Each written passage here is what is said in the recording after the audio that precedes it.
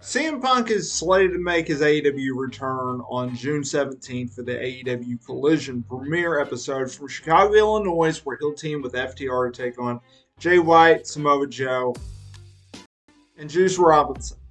This comes after the All Out Brawl Out with the Elite at the All Out event last September, late August, Labor Day weekend. You get the gist. And obviously, he suffered an injury that required surgery in the main event where he won back the world title from Jon Moxley. He was suspended and obviously on the sidelines due to recovery from said injury. But now he is back on his way to AEW television. And I gotta wonder, is it worth it? Well, let's discuss.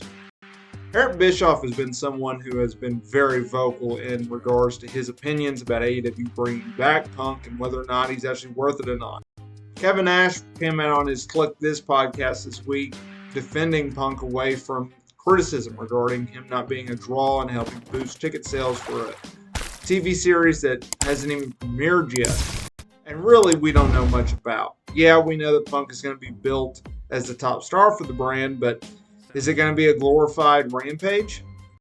And then you have Tony Khan, who, along with Warner Bros. Discovery, has pushed for CM Punk to make his return. They're going to do a brand split, a roster split, where he'll be divided away from the rest of the talent that he has heat with. They'll be on Dynamite while he's on Collision and vice versa, although they will have to be backstage at pay-per-view events and some events down the line. I was going back and I was looking at AEW's television ratings, and I thought this was an interesting trend. AEW has only clipped the 1 million viewer mark twice in 2023. They did that 13 times in 2022. And then I was looking at the ratings leading up to Punk's last, appearance at All Out, right? And you had 1 million viewers for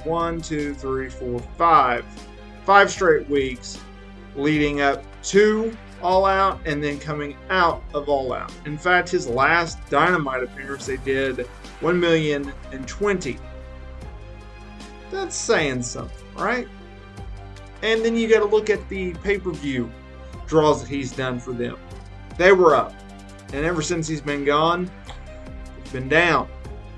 Now, it doesn't help that AEW has cooled off while WWE has picked up a lot of steam and they're just on fire right now in regards to business, whether that be attendance or TV ratings. But at the same time, AEW, they're consistently drawing 800,000, 900,000 people on TBS. And yeah, I understand Rampage is pretty much dead, but it's Rampage, right? It's a glorified jobber show. There's really not going on there. I think Punk will be worth it for AEW to bring back. Would I bring him back after everything that's gone on? No, I wouldn't. In regards to will he help business? Well, yeah.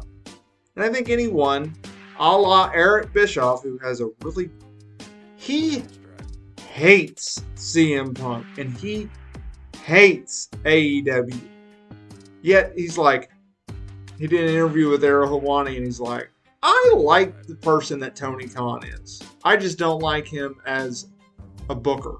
And it's like, okay, but at some point it goes from you really just don't like the guy and you'll take shots at him from time to time to every single show you take a shot at with his Strictly Business podcast. I think it's going to pay off that CM Punk is brought back by AEW. So everybody just calm down a little bit. Let's see how it all plays out.